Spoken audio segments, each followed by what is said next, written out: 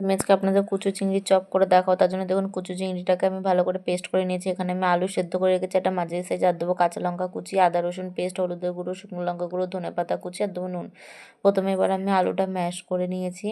এবার আমি এর মধ্যে নুন দিয়ে দিলাম আন্দাজ মতন, হলুদের গুঁড়ো দিয়ে, লঙ্কার গুঁড়ো দিয়ে এবার আমি এটাকে খুব ভালো করে এটাকে মেখে নিচ্ছি।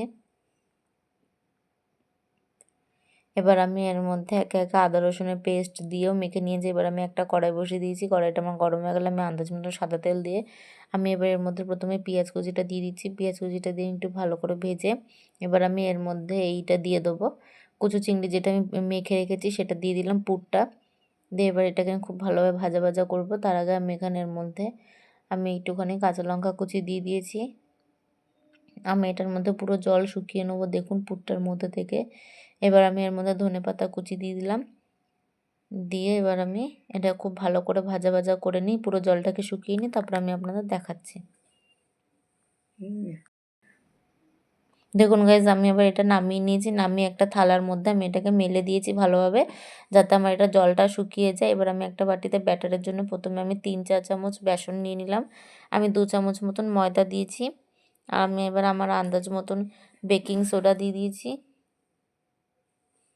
একটুখানি নুন দিয়ে দিলাম, হলুদের গুঁড়ো দিয়ে এবার আমি ব্যাটারটা তৈরি করে নেবো। আমি অল্প অল্প করে এবার আমি অল্প অল্প করে জল দিয়ে ব্যাটারটাকে আমি তৈরি করে নিচ্ছি। আমি খুব বেশি পাতলাও করব না, খুব বেশি ঘনও করব না, আমি আমার মিডিয়াম মতন ব্যাটার রাখবো।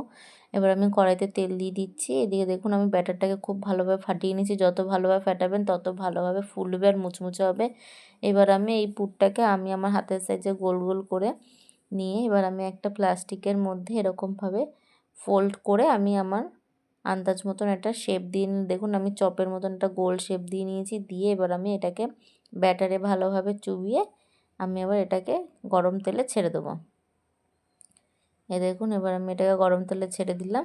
দেখুন আমি এপিঠ ওপিঠ দুপিঠই খুব ভালোভাবে ভেজে নিয়েছি, আর আমার চপটা কত সুন্দর ফুলেছে, দেখুন আলুর চপের মতন হয়েছে দেখতে। এবার এটা আমি নামিয়ে পরিবেশন করে আপনাদের দেখাচ্ছি। দেখুন গাইজ আমি এটা নামিয়ে পরিবেশন করে নিয়েছি। আপনারা কিন্তু এটা সন্ধ্যাবেলা চায়ের টিফিনের সাথে খেতে পারেন, খুব ভালো লাগবে আশা করি। আর কুচো চিংড়ির চপ বড়া তো অনেকেই খেয়েছেন, এরমভাবে চপ খেয়ে দেখুন, আশা করি আপনাদের ভালো লাগবে। দেখুন আমার চপটা কত সুন্দর মুচমুচে হয়েছে।